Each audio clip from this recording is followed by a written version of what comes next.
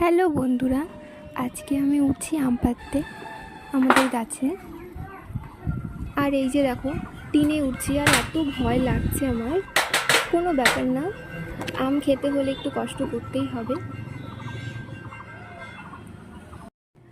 তো এই দেখো, পাকা আম ঝুলে আছে, এরকম আরও ভিতরে অনেক পাকা আম আছে, ভালো করে খুঁজলে পরে দেখা যাবে। তো বন্ধুরা দেখো,